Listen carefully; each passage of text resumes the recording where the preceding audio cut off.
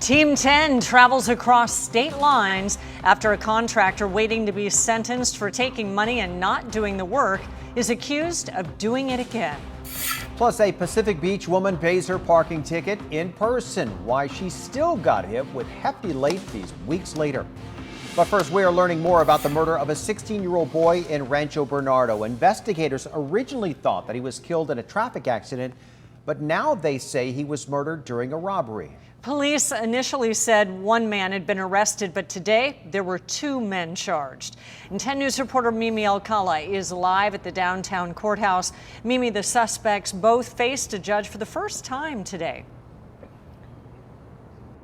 They did, Kimberly, Steve, and both men were officially charged with murder here at the downtown courthouse this afternoon, and prosecutors painted a really graphic picture of the moment that teenager was killed. The two defendants that were arraigned today conspired to rob Christian during a drug deal. A drug deal gone horribly wrong is how prosecutors describe the moments leading up to the death of a 16-year-old identified only as Christian H.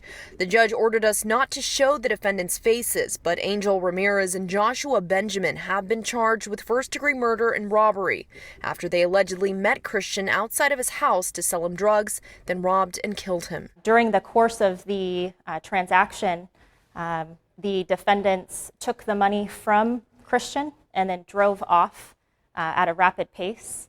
Christian hung on to the car. While the car is moving, the defendant Ramirez pried Christian's fingers off of the car and punched Christian in the face. Christian fell to the ground, hit his head. The vehicle ran over his head, killing him.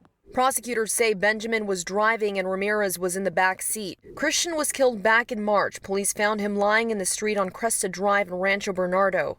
At first, investigators thought he'd been killed in a traffic accident, but after an autopsy, the medical examiner determined he was murdered. And this isn't the first time the two defendants have been in trouble with the law. Both had pending cases in the North County at the time of Christian's death. The defendant, Mr. Ramirez, sliced his father with a knife and hit him several times with a baseball bat. Mr. Benjamin, at the time of this offense, was currently pending sentencing on a North County misdemeanor domestic violence case where he pushed his girlfriend several times. And both men could face up to 25 years to life in prison if they are convicted on these charges. Both are due back in court later this month. We're live downtown. Mimi Alcala, 10 News. Mimi, thank you. After an entire day, a judge still delayed sentencing for the man convicted of murdering a Fallbrook family of four a decade ago. Well, the hearing began this morning when Charles Merritt's attorneys made a motion to introduce new evidence. And then after lunch, Merritt's attorney announced that Merritt had fired him, but the judge denied that request. Merritt's former defense attorney then took the stand as a witness. Less than an hour ago, the judge decided to continue the hearing next Tuesday. Eventually, the judge denied the defense's motions. A jury convicted Merritt of murdering the McStays in June. He faces either life in prison or the death penalty. And we will continue to follow the sentencing hearing next week. We'll let you know when the judge hands down the sentence with the free 10 News app. It's available in the App Store as well as Google Play. I'm Derek Stahl in the 10 News Live Center with breaking news. Police in Tijuana just announced they've found two bodies that they fear are the bodies of a missing Garden Grove couple. This is Maria Lopez and Jesus Guillen. They crossed the border into Mexico 1 week ago to check on a rental property that they owned. It was supposed to be a quick trip. Well, today, the Attorney General's office for the state of Baja California said it is 90% sure the bodies they found at that rental property are those of Lopez and Guillen, but they are waiting for family members to formally identify them. Investigators believe the motive here had to do with a dispute over rent money. The couple's son-in-law has been detained for questioning. I'm Derek Stahl, 10 News. Sad update there. Thank you, Derek.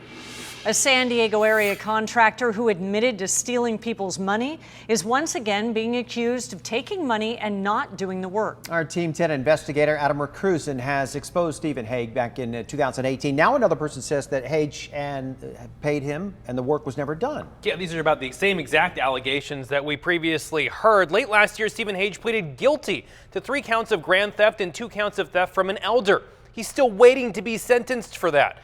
A San Diegan now living in Arizona says that hasn't stopped Hague from working. He says Hague took his money and didn't finish the job.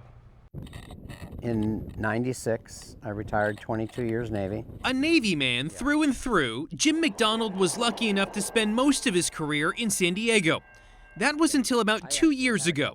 He and his wife packed up their fifth wheel and decided to enjoy retirement. We were in Palm Springs last winter, and we were in Florida the winter before. About 4 months ago, they bought this place in Yuma, Arizona.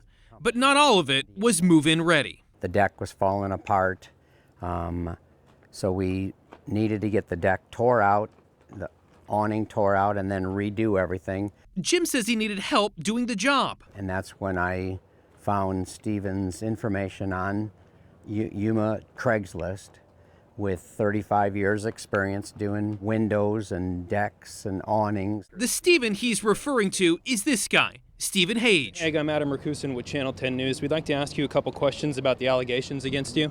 Hage is no stranger to 10 News, but we'll get back to that.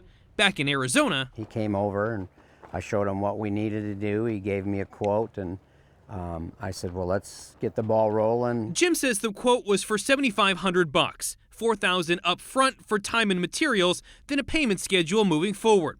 Jim says Hage got to work, but problems immediately followed. From the beginning, he came up with different excuses of why he couldn't get something done. He says Hage ripped the place up, put some of it back together, and then stopped showing up. Where he ripped out the awning, never secured it for rain. So when it rained, we got water inside the house. Didn't secure the drywall or caulk it or do anything. Jim says a month later, the front of the house looked about like this. Okay, I'm done.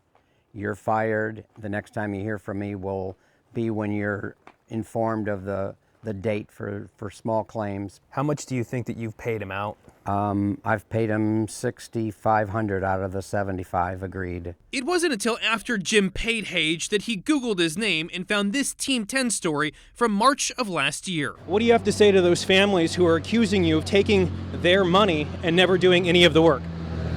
At that time, prosecutors in San Diego had accused Hage of taking money from more than 20 people.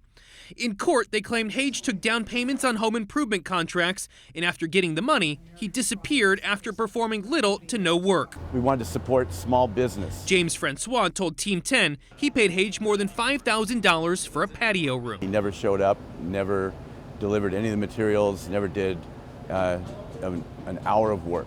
Hage eventually pleaded guilty to multiple felonies. What did you think of when you saw our report on Channel 10? That's what I saw, and that's when I contacted you immediately. So we made the nearly 3-hour trip from San Diego to Yuma, Arizona to hear Jim's story. We also stopped by an address in Yuma to try to talk to Stephen Hage. My name's Adam. I'm with Channel 10 News out of San Diego, and we're responding to a customer had said that he paid him a lot of money and didn't show up to do the work. A family member said Hage wasn't home.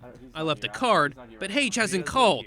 As for Jim, here's what he wants. A win is for him to be held accountable for the rotten person that he is and what he's done to me and many others. And a spokesperson for the Arizona Register of Contractors says there are no licensed contracting companies in Arizona operated by a Stephen Hage. They also have no past or present unlicensed investigations into a Stephen Hage either. His license was revoked in California. Hage is scheduled to be sentenced next week for those previous felonies. Adam Rakusin, Team 10. Adam, thank you. This is not the first time Team 10 has exposed contractors for criminal actions. Last year, North County contractor Mark Morningstar was sentenced on charges of grand theft and using someone else's personal information. Team 10 started investigating him in 2017 after more than a dozen former customers reached out to us. The case also saw Morningstar's ex-girlfriend plead guilty for her role in the schemes. Thousands of San Diego sailors are now at sea after shipping out with the Theodore Roosevelt strike group today. More than 6,000 sailors left Naval Air Base Coronado at about 1 o'clock. They're assigned to provide maritime security and safety in the Indo-Pacific region. We spoke to a Navy family who's been through deployment 5 times in the past 13 years.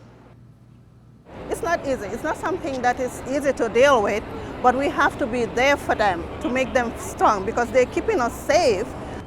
The last time the Roosevelt deployed on a 7-month deployment was between October of 2017 and May of 2018. This time, they're scheduled to be back in August.